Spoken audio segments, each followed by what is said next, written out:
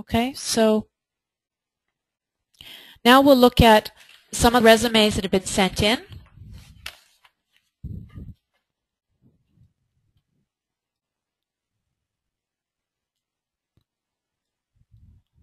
Oh, I have another question. Will the formatting be retained in your resume if employers are using older Word versions? Well, this is a good question. I think that you might be able to test it yourself by saving your document in an older version and sending it to somebody else, or sending it to a friend. It's a good question. Okay, so this resume was received. The contact information has been taken off, so that's why it looks a little bare at the top. And what I'd like to first mention about this candidate is this candidate has all the right education, skills, and experience to get a good technical writing job. Lots of education, okay? Technical writing education, computer education, a master's of English, excellent education. But this person is not presented the best way to an employer, okay? I only know this, that this person is a very qualified person, because I've taken the time to review this resume thoroughly. Would an employer do that? No, they wouldn't. Next. 3 seconds, next. Okay, so you need to help people from saying next. You need to help them avoid saying next. So when we look at the objective statement, seeking a technical writing position where I can contribute my technical writing knowledge and experience to the fullest extent possible. Is that a very powerful statement? Is that a statement that really grabs you? Is that a statement that wants, you want to bring that person in for a candidate or for an interview or find more about them? Well, no. The answer is no. So an objective statement in this case isn't very helpful at all. And this person may be served better by having a tagline, like I showed you in some other resumes.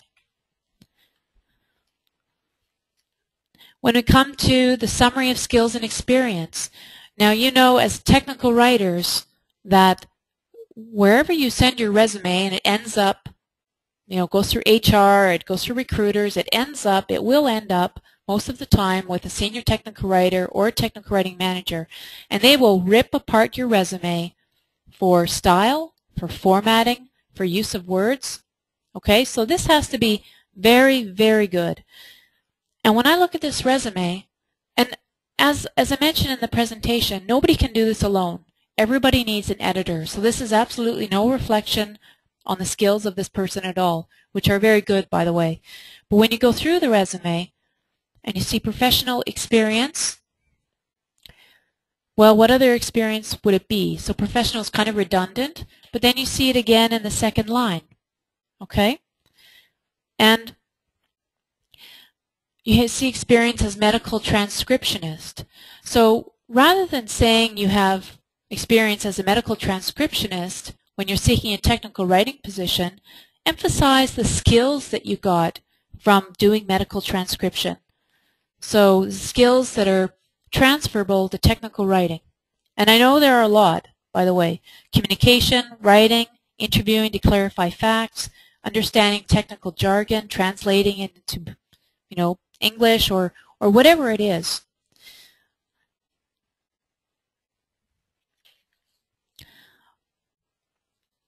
Another point, good knowledge of software development life cycle. Okay, document development life cycle. I don't think that's capitalized, okay? Those are the kinds of things that people will come across.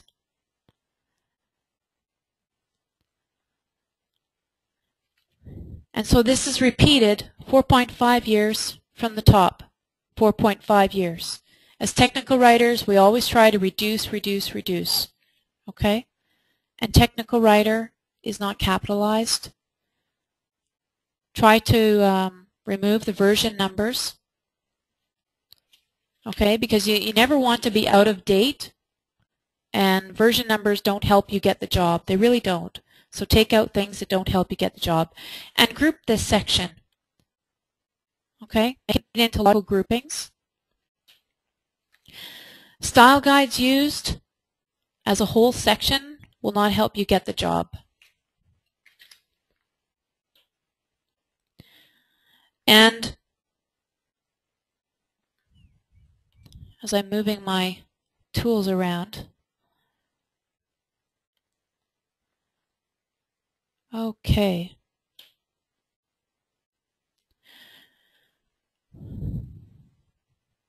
Some of the comments that I have will be kind of global comments, actually. Now, one of the things that this person did, and very wisely, okay, is I saw a previous version of this resume, and it said Bangalore, India, right here. And so this person has actually removed that information. And, you know, there are certain lack of knowledge from some people about, you know, people coming from India, and of course, you know, English they've known from the time as anybody in Canada, but that you do have to think about your audience. You do have to think about what some people may know or not know, and you need to address that. You know, we've talked about removing months in your resume. Anything to reduce the impression of a problem. And senior technical writer, I would probably spell that out. And you want to use very powerful words in a resume. So handled, that's not very powerful. Complete documentation process, so I don't know what that means. And spike source, we know it's spike source because we see the company there. So again, it's about reducing redundancy. It's about being more efficient in your words. This is really an example of how you can write also. Okay, understood, customer requirements. Understood is a weak verb. You want to focus on accomplishments, results. Page number, you can remove that.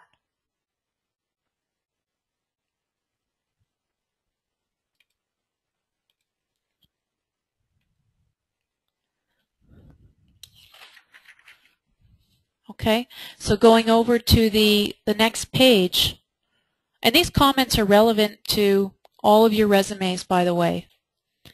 So going over to the next page and saying Riversand Technologies, for people who are not familiar with Riversand Technologies, and that's a lot of people, by the way, what you should do is rather reframe it.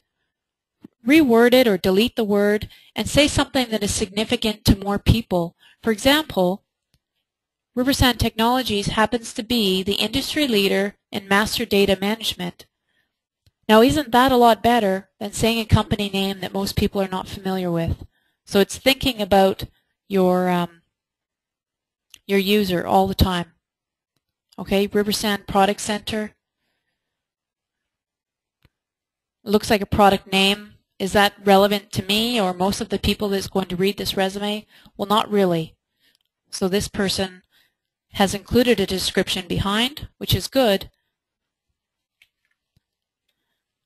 Okay, and then this line here, worked on site from March 2007 to June 2007 in Houston, Texas. I'm not sure of the relevance of that statement at all. I'm not sure how it's helping that person at all get a job. Okay, I understand the intent, and the intent is good, but you need to think about your audience. What are they going to get from that? What is that going? How is that going to help them think about bringing you in for an interview? And so down here we have worked on internal projects. And so again, you need to think about your audience. You need to think about the electronic eyes, which are really the job description. You need to think about recruiters. You need to think about HR. When you say worked on internal projects, what does that do for people? How do they get to know your skills more? How do they get to know how you can produce, how you think, your values, your process, all of those things that are in the presentation? Well, it doesn't.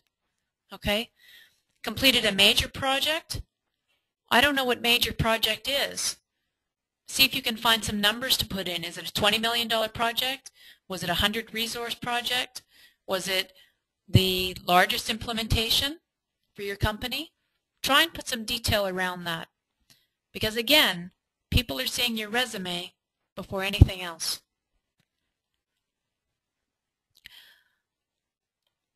Moving a little bit further down the page.